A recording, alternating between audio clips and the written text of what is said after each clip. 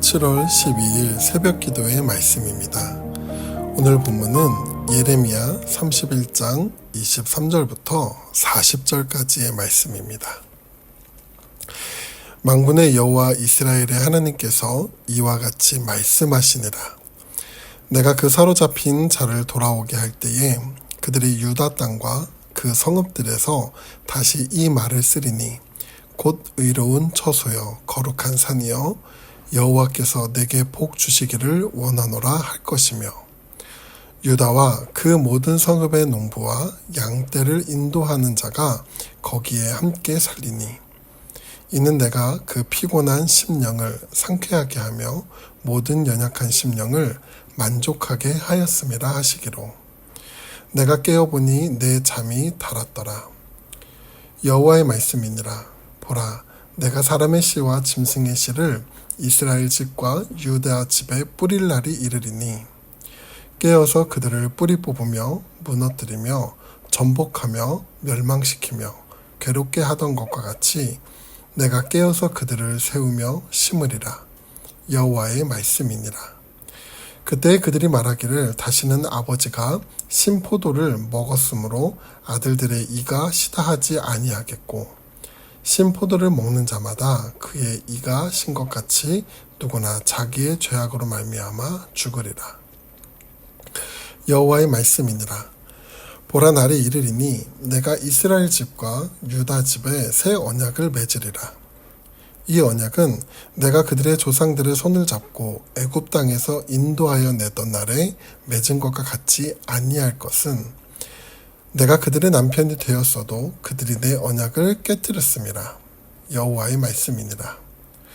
그러나 그날 후에 내가 이스라엘 집과 맺을 언약은 이러하니 곧 내가 나의 법을 그들의 속에 두며 그들의 마음에 기록하여 나는 그들의 하나님이 되고 그들은 내 백성이 될 것이라. 여호와의 말씀이니라. 그들이 다시는 각기 이웃과 형제를 가리켜 이르기를 너는 여호와를 알라 하지 아니하리니 이는 작은 자로부터 큰 자까지 다 나를 알기 때문이라. 내가 그들의 악행을 사하고 다시는 그 죄를 기억하지 아니하리라. 여호와의 말씀이니라. 여호와께서 이와 같이 말씀하셨느니라. 그는 해를 낮에 빛으로 주셨고 달과 별들을 밤의 빛으로 정하였고 바다를 뒤흔들어 그 파도로 소리치게 하다니 그의 이름은 만군의 여호와니라. 이 법도가 내 앞에서 패할진대 이스라엘 자손도 내 앞에서 끊어져 영원히 나라가 되지 못하리라. 여호와의 말씀이니라. 여호와께서 이와 같이 말씀하시니라. 위에 있는 하늘을 측량할 수 없으며 밑에 있는 땅의 기초를 탐지할 수 있다면 내가 이스라엘 자손이 행한 모든 일로 말미암아 그들을 다 버리리라. 여호와의 말씀이니라. 보라, 날이 이르리니 이 성은 하나넬 망대로부터 모퉁이에 이르기까지 여호와를 위하여 건축될 것이라. 여호와의 말씀이니라. 측량줄이 곧게 가렙 언덕 밑에 이르고 고하로 돌아 시체와 제의 모든 골짜기와 기드론 시내에 있는 모든 고지 곧 동쪽 마문의 모퉁이에 이르기까지 여호와의 거룩한 곳이니라. 영원히 다시는 뽑히거나 전복하지 못할 것이니라. 아멘.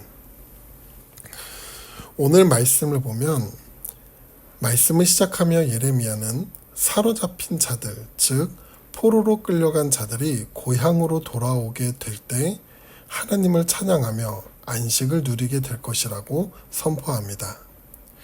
그런데 이러한 선포를 하는 때와 상황을 보면 예루살렘이 바벨론 군대에 의해 포위되기 직전, 다시 말해 남유다 백성들이 최후의 날을 맞이하기 직전이었습니다.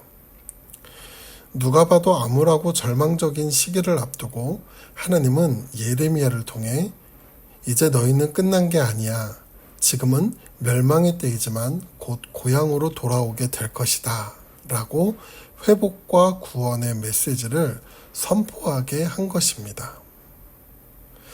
사실 이전까지 예레미야는 죄를 돌이키지 않는 유다 백성을 향해 하나님의 심판의 말씀을 선포해 왔습니다. 그 심판 가운데 바벨론의 멍에를 매는 것이 살 길임을 전했으나 유다의 왕과 백성들은 이 말씀을 거부하고 오히려 하나냐와 같은 거짓 선지자들의 헛된 위로의 말에 귀를 기울이고 마음의 위안을 삼으며 하나님의 말씀은 순종하지 않고 오히려 예레미야를 미워하고 박해했습니다. 그런데 이제 예루살렘이 정말 바벨론 군대에 의해 포위되고 멸망을 앞둔 상태에서 하나님은 예레미야로 하여금 이전과 다른 분위기로 예루살렘이 회복되고 유다 백성이 포로에서 돌아오게 될 것이라 선포하게 하십니다. 27절부터 28절까지의 말씀을 보면 여호와의 말씀이니라. 보라, 내가 사람의 씨와 짐승의 씨를 이스라엘 집과 유다 집에 뿌릴 날이 이르리니 깨어서 그들을 뿌리 뽑으며 무너뜨리며 전복하며 멸망시키며 괴롭게 하던 것 같이 내가 깨어서 그들을 세우며 심으리라. 여호와의 말씀이니라 라고 쓰여 있습니다. 이 말씀은 하나님이 지금 그들을 예루살렘 땅에서 뿌리 뽑고 무너뜨리고 전복시키고 괴롭게 하시지만 다시 그 땅에 사람의 씨와 짐승의 씨를 이스라엘 집과 유다 집에 뿌릴 날이 이를 것이다. 즉 다시 그 땅에 심고 세우겠다는 약속을 주시는 겁니다. 왜 하나님은 유다의 심판이 이루어지는 이 절망적인 상황 속에서 오히려 역설적으로 예레미야를 통해 구원과 회복의 말씀을 하시는 걸까요? 사실 하나님의 심판의 이유를 생각해 보면 그동안 유다 백성이 하나님께 등 돌리고 하나님의 백성이라는 그 정체성을 부인하며 살아왔으며 하나님을 의지하는 것이 아닌 사람을 의지하여 다른 나라를 보호막으로 삼으려 했던 그들의 어리석음 때문의 결과라고 생각할 수 있습니다. 그러나 그럼에도 불구하고 하나님은 자기 백성을 절대 버리지 않으신다는 것을 그들이 알게 하길 원하셨던 것입니다. 우리의 자녀들이 부모의 마음에 실망과 상처를 줄 때 그 자녀를 혼낼지언정 외면하지 않는 이유가 무엇입니까? 그래도 내 자녀이기 때문입니다. 하나님은 지금 유다의 심판의 고통 속에서 구원과 회복의 소망의 말씀을 주시는 이유는 바로 그래도 너희는 내 백성이야 라는 하나님의 긍휼의 마음을 보여주시는 것입니다. 그럼 자기 백성에게 고통의 징계를 내리시는 이유는 무엇일까요?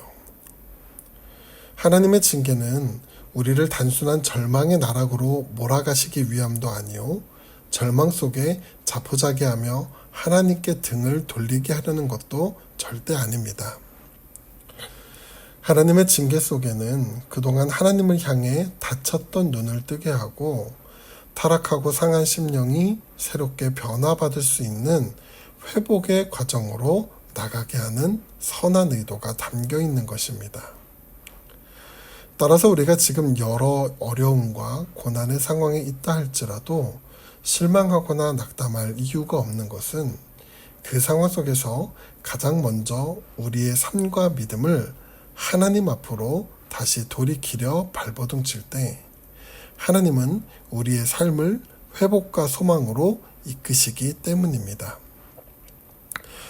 오늘 하루를 시작하며 여전히 어제의 삶의 무거운 짐을 가지고 하루를 시작하는 성도님이 계시다면 주어진 문제에 꽂혀있던 시선을 돌려 하나님을 먼저 바라보는 이 시간이 되시길 간절히 바랍니다. 우리가 이렇게 할 때 절망의 시간을 회복의 시간으로, 아픔의 시간을 성숙의 시간으로 사용하셔서 우리를 새롭게 세워나가시는 그 하나님의 은혜를 발견하게 될 줄 믿습니다. 이어서 말씀을 함께 봅니다. 유다 백성들은 예레미야를 통해 소망의 선포를 들었지만 잘 이해하지 못했습니다. 그래서 하나님은 한 번 더 회복의 말씀을 선포합니다. 31절부터 33절까지의 말씀입니다. 여호와의 말씀이니라. 보라, 날이 이르리니 내가 이스라엘 집과 유다 집에 새 언약을 맺으리라. 이 언약은 내가 그들의 조상들의 손을 잡고 애굽 땅에서 인도하여 내던 날에 맺은 것과 같지 아니할 것은 내가 그들의 남편이 되었어도 그들이 내 언약을 깨뜨렸음이라. 여호와의 말씀이라. 그러나 그날 후에 내가 이스라엘 집과 맺을 언약은 이러하니 곧 내가 나의 법을 그들의 속에 두며 그들의 마음에 기록하여 나는 그들의 하나님이 되고 그들은 내 백성이 될 것이라. 여호와의 말씀이니라. 이 말씀은 앞서 말한 포로에서 돌아오는 정도의 회복이 아니라 유다 백성을 비롯한 모든 성도에게 주실 완전하고 온전한 회복과 구원을 약속하는 것입니다. 유다 백성은 하나님의 말씀을 거역하고 우상을 숭배하며 세상을 쫓음으로 인해 옛 언약이 깨어진 것입니다. 그래서 하나님은 새 언약을 맺으려 하는데 이 언약은 돌판에 기록된 것이 아니라 그들의 마음속에 새겨서 절대로 지워지거나 폐기되지 않게 하시겠다 말씀하시며 또한 다시는 실패하지 않도록 하나님이 그들을 완전히 이끌어 가시겠다는 강력한 의지를 담아 그들에게 말씀하고 계신 겁니다.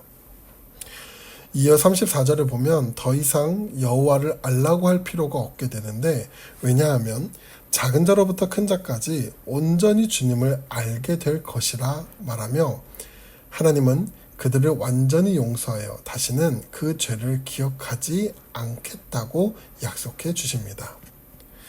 그리고 이 약속은 우리에게 어떻게 이루어졌나요?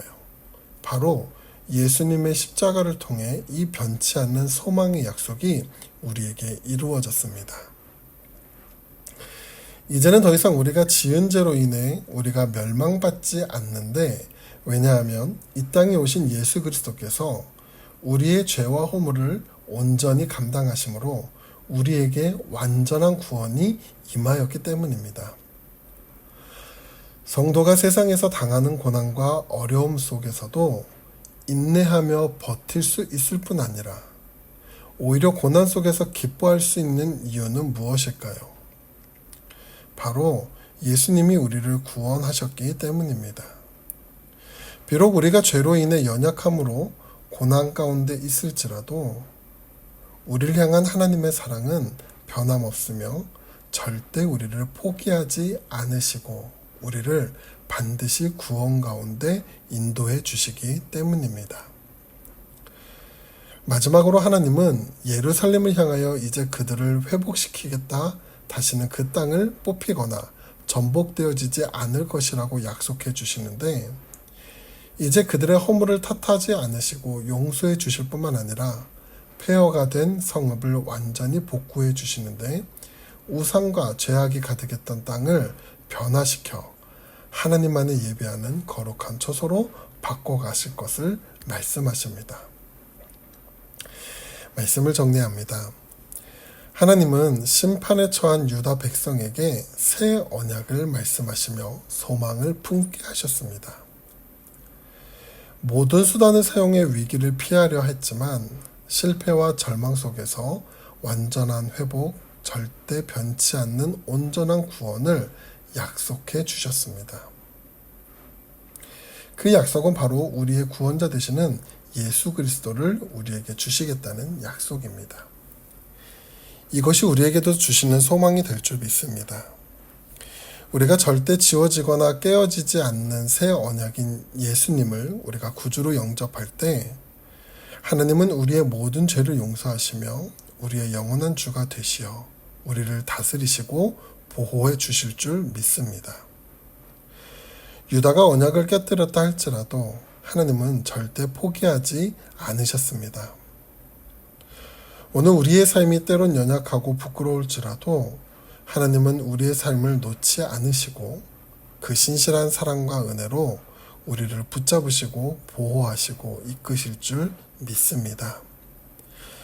이 은혜를 소망하며 오늘을 살아가는 태국 한인교회 성도님들이 되시길 간절히 바랍니다. 기도하겠습니다.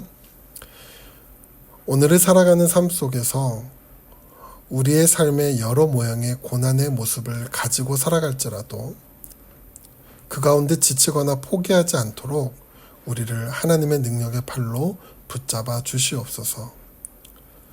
오늘을 살아갈 소망을 잃어버린 자에게 오늘 말씀 속에 선포하시는 하나님의 약속이 성도님들의 삶 속에도 선포되어질 수 있도록 은혜를 베풀어 주시옵소서. 오늘 하루도 하나님이 주시는 소망과 힘을 가지고 살아가게 하실 줄 믿으며 예수님의 이름으로 기도합니다. 아멘.